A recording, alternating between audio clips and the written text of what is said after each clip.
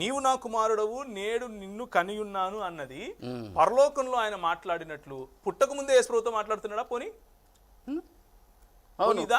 అవును, పుట్టక ముందే యేసుప్రభు పుట్టక ముందే యేసుప్రభుతో మాట్లాడుతున్నాడా? పరలోకంలో మాట్లాడుతున్నాడా? పరలోకంలో యేసుప్రభు పుట్టక ముందే యేసుప్రభుతో మాట్లాడుతున్నాడా? అదే అని పరలోకంలో పుట్టిన తర్వాత మాట్లాడుతున్నాడు. అవును, నేను నిన్ను కని ఉన్నాను అనేది పుట్టినరోజు నేడు అంటున్నాడా? ఎప్పుడు నేడు అన్నాడు ఆయన. సో ఇప్పుడు బేసిక్ గా మరి యేసు ప్రభు అక్కడ పుట్టాడు అనేది ఇంతకు ముందు మీరు అక్కడ పుట్టి భూలోకానికి వచ్చాడు. ఒక్క నిమిషం సార్, ఒక్క నిమిషం జాన్ గారు ఒక్క నిమిషం. మనం ఇంతవరకు ఏం చదివాము అని అంటే యోహాను సువార్త 1వ అధ్యాయంలో మీరు చదివిందే ఏమన్నారంటే కలిగి ఉన్నదేదియు ఆయన లేకుండా కలగలేదు అని చదివారు. మళ్ళీ చదవమంటారా? కలిగి ఉన్నదేదియు ఆయన లేకుండా కలగలేదు. మూడో వచనం.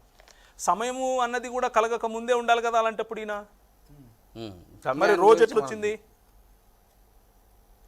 దేవుడు ఉన్నవాడు సార్ నా ప్రశ్న మీరు